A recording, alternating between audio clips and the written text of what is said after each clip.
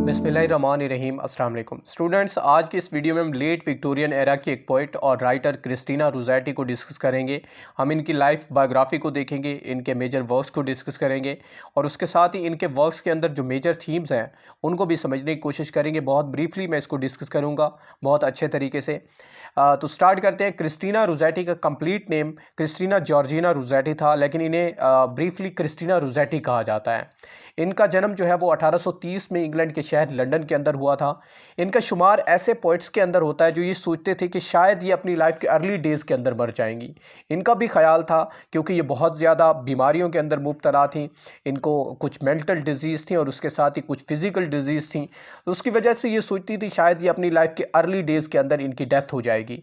इसलिए इन्होंने 18 साल की उम्र में बहुत फेमस एक पोइम लिखी थी, when I am dead my dearest, कि जब मैं मर जाऊं तो मेरे प्यारे, sing no sad song for me, मेरे लिए कोई उदास गाने मत गाना। लेकिन ऐसा हुआ नहीं। ये 1894 तक जिंदा रही। 1894 में 64 साल की उम्र में ब्रेस्ट कैंसर की वजह से इनकी डेथ हुई थी। और पर्टिकुलरली इनका ताल्लुक एक आर्टिस्ट फैमिली से था। इनके वालिद जो है वो गैब्रियल रोज़ेटी एक फेमस इटालियन पोइट थे, लेकिन 1824 में इटली से उन्हें निकाल दिया गया था रिलीजियस बेसिस की वजह से। और ये जो है यंगेस्ट चिल्ड्रन थी 4 सिबलिंग्स में से। इनके बड़े भाई का नाम दांते गैब्रियल रोज़ेटी था, जो बहुत ही फेमस पेंटर, आर्टिस्ट और पोइट थे। और प्री रैफेलेट मूवमेंट की बुनियाद भी उन्होंने ही रखी थी। इंग्लिश लिटरेचर की एक मूवमेंट है जो कि राफेल से पहले की जो पेंटिंग है उसको ज़्यादा प्रेफर करती है। इनके भाई विलियम मिकाइल रोज़ेटी वो भी एक राइटर थे और एक एडिटर भी थे। उसके साथ ही एक्साइज ऑफिस के अंदर काम भी करते थे। और वो एक मैगज़ीन था प्री रैफेलेट मूवमेंट या ब्रदरहुड का, जिसका नाम था द जर्म्स, उसके एडिटर भी रहे थे। और इनकी सिस्टर मैरिया रोज़ेटी वो भी एक राइटर थी। तो ओवरऑल इनका ताल्लुक आर्टिस्टिक फैमिली से था। आर्ट के साथ इनका गहरा ताल्लुक था। लेकिन इन्होंने कोई फॉर्मल स्कूलिंग या फॉर्मल एजुकेशन हासिल नहीं की थी। ज़्यादातर एजुकेशन उन्हें घर के ऊपर अपनी मदर से हासिल की थी, नॉवेल्स पढ़ के। उसके साथ ही कोई फॉल्क टेल्स और स्टोरीज़ और क्लासिकल पोइट्री को, रोमांटिक पोइट्री को पढ़ा इन्होंने। इससे पहले का जो इरा था। और रोमांटिक पोइट्री ने बहुत ज़्यादा इन्फ्लुएंस डाला इनके ऊपर। इवन के जॉन कीट्स के वर्क ने, स्कॉट के वर्क ने, एस.टी. कॉलरिज के वर्क ने बहुत ज़्यादा इन्फ्लुएंस किया इनको। ये कहा जाता है कि इनकी अक्सर पोइम के थीम एस.टी. कॉलरिज की थी, जो पोइम है बहुत ही famous poem the rime of ancient mariners, उसके साथ जो है वो इसके थीम्स मिलते जुलते हैं। तो कॉलरिज ने काफ़ी ज़्यादा इन्फ्लुएंस छोड़ा इनके ऊपर। उसके साथ ही क्लासिकल इटालियन पोइट्री जो इन्होंने पढ़ी थी उसका भी असर इनके ऊपर नज़र आता है। दांते की पोइट्री और पेट्रार्क की पोइट्री बहुत ज़्यादा ये उसको जो है डिवोशनली पढ़ती थी। लेकिन इन्होंने ऑफिशियली अपना वर्क जो है 1862 तक कोई वर्क पब्लिश नहीं करवाया था। 1862 के अंदर ही ऑफिशियली इनका पहला work goblin market and other poems के नाम से पब्लिश हुआ था। इससे पहले 1840 से 1860 के दरमियान इनकी फैमिली एक बहुत ज़्यादा फिनेंशियल क्राइसिस से गुजर रही थी। उसकी रीज़न ये है कि 1840 में इनके वालिद गैब्रियल रोज़ेटी टीबी में मुब्तला हो गए थे। उन्होंने अपनी आई साइट भी लूज़ कर दी थी। इवन कि 1854 में उनकी डेथ भी हो गई थी। तो उसके बाद जो गैब्रियल रोज़ेटी, दांते डीजी रोज़ेटी इनके भाई थे, वो अपनी पेंटिंग में, आर्टिस्टिक में, पोइट्री में मसरूफ़ रहे। विलियम मिकाइल रोज़ेटी अपनी राइटिंग में मसरूफ़ रहे। तो उस दौरान जो है ये दो सिस्टर्स मैरिया रोज़ेटी और जो क्रिस्टीना रोज़ेटी हैं, इन्होंने बहुत अकेला और लोनलीनेस फील की। तभी इनको मेंटल डिजीज़ हुई थी, तभी ये स्ट्रेस और तभी ये डिप्रेशन का शिकार हुई थी अपने वालिद की डेथ के बाद।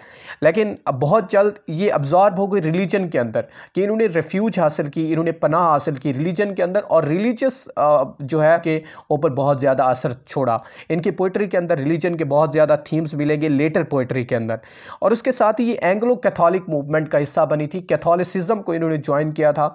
इस वजह से, इस रिलीजन की वजह से इनकी पहले इंगेजमेंट हो चुकी थी यंग एज के अंदर जेम्स कॉलिंसन एक पेंटर के साथ। लेकिन इन्होंने इस अपने रिलीजन की वजह से, कैथोलिक होने की वजह से जेम्स कॉलिंसन के साथ अपनी इंगेजमेंट तोड़ दी थी, ब्रेक डाउन कर दी थी। और फिर इनकी लिंग्विस्ट चार्ल्स कैले से भी जो है वो इंगेजमेंट हुई थी, उसको भी इन्होंने ख़त्म कर दिया था रिलीजियस बेसिस के ऊपर। इनके इंपॉर्टेंट वर्क्स को डिस्कस करें तो officially goblin market and other poems इनका बहुत फेमस वर्क है। इसको टेनिसन ने, स्विनबर्न ने, हॉपकिन ने बहुत ज़्यादा उस वक्त प्रेज किया था। लेकिन इतनी ज़्यादा फेम ओवरऑल रीडर्स के अंदर इसको नहीं मिली थी। यहाँ तक कि इनकी डेथ के बाद जो है इस वर्क को प्रेस किया जाने लगा और मॉडर्न एज के अंदर इन्होंने बहुत पोइट और राइटर्स को इन्फ्लुएंस किया।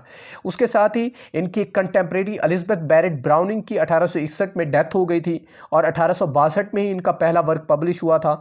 तो उस वक्त कोई इस सर्कल के अंदर कोई फीमेल पोइट थी नहीं, तो उस वजह से भी इन्हें एलिजाबेथ बैरेट ब्राउनिंग के बाद भी बहुत ज़्यादा फेम हासिल हुई। मेजर अगर बात करें इन्फ्लुएंस की कि किन लोगों को इन्होंने इन्फ्लुएंस किया, तो बहुत ही इंपॉर्टेंट राइटर वर्जीनिया वुल्फ को इन्होंने बहुत ज़्यादा इन्फ्लुएंस किया।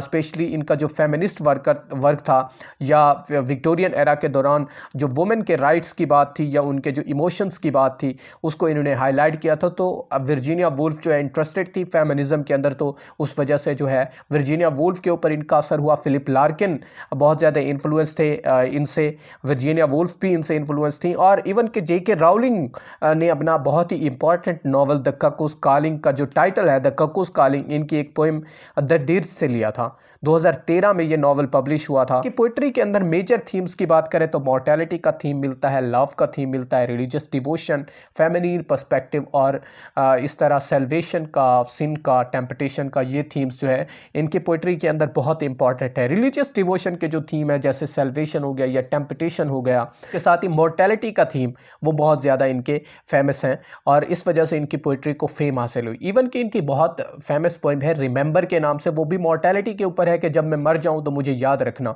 Remember me when I M gone far away into the silent land, मुझे याद रखना जब मैं मर जाऊं और दूर चली जाऊं कहीं खामोश ज़मीनों के अंदर, तो मुझे याद रखना। इसी वजह से इन्हें कहा जाता है the greatest women poet of the late Victorian era.